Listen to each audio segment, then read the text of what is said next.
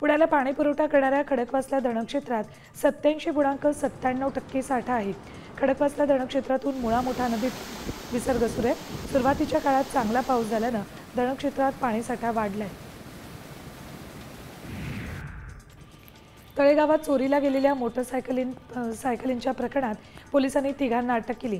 त्यांच्याकडून 1.25 लाखाचा मुद्देमाल हस्तगत केलाय। पुढील तपास पोलीस करत आहेत। मध्य रेल्वेने पुणे रेल्वे स्थानकावरून 2 साप्ताहिक रेल्वे कोकणच्या दिशेने सोडण्याचे नियोजन केले। पुणे रत्नागिरी पुणे या मार्गावर गाड्या धावणार आहेत, त्यामुळे भाविकांना दिलासा मिळेल। 5 ऑगस्टपासून ऑनलाईन आरक्षण करता येईल। पुणे आंतरराष्ट्रीय विमानतळाच्या नव्या टर्मिनलमधील इमारतीत मोफत वाचनालय सुविधा सुरू केली, त्यामुळे विमानाला विलंब होणार असल्यास प्रतीक्षा कालावधीत प्रवाशांना वाचनाचा आनंद घेता येईल। यामध्ये कथा, कादंबऱ्या, प्रवास वर्णन, आत्मचरित्र आणि प्रादेशिक साहित्याचा समावेश आहे।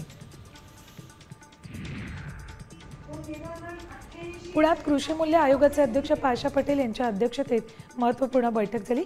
कांद्यावरील निर्यात धोरण आणि दरवाढीवर नियंत्रण ठेवण्यासह इतर बाबींवर चर्चा झाली।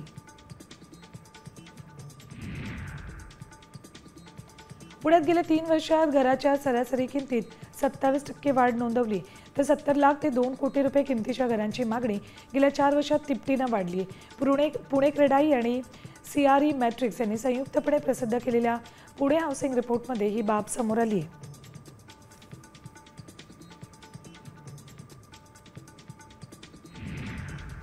आता isakal.com आहे देशातील नंबर 1 ची मराठी न्यूज वेबसाईट।